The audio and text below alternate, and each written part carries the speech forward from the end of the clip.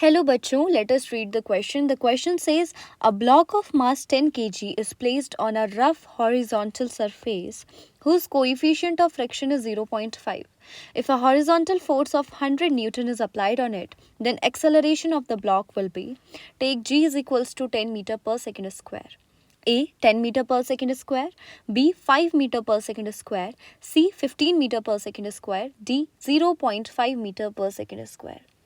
देखो यहाँ पे एक्सेलरेशन की वैल्यूज़ दी है ऑप्शन में, यानी ये तो हमें बता रहा है कि ब्लॉक चलेगा.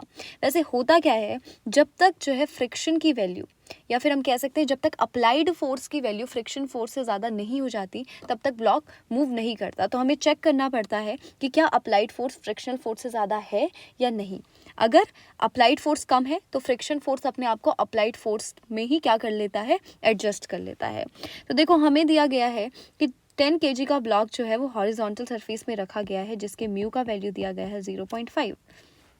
हमने इस पे हॉरिजॉन्टल फोर्स लगाया कितने का, 100 न्यूटन का हमने क्या लगाया, हॉरिजॉन्टल फोर्स लगाया. और हमें पूछा गया है कि एक्सेलरेशन बताइए.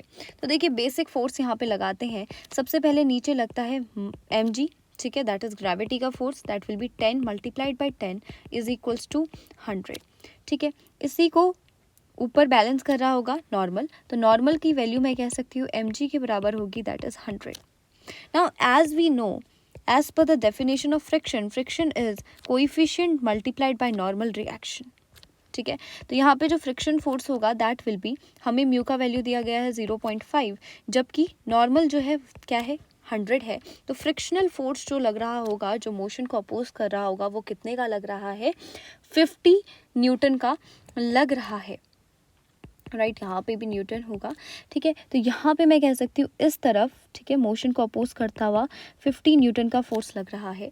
ठीक है, और एक्सेलरेट जो बॉडी हो रही होगी वो किस डायरेक्शन में हो रही होगी, अप्लाइड फोर्स की डायरेक्शन में हो रही होगी. तो मैं लिख सकती हूँ कि जो नेट एक्सेलरेशन है that will be equal to the force applied minus friction. Right, ठीक है, तो MA net acceleration will be equals to 100 newton minus, मैं क्या लिख सकती हूँ, फोर्स ऑफ फ्रिक्शन कितना है, 50. तो acceleration will be equals to 50 and mass of the body is 10, तो 5 meter per second square. So the final answer will be 5 meter per second square. That is option B. I hope you understood it well. All the best. Thank you.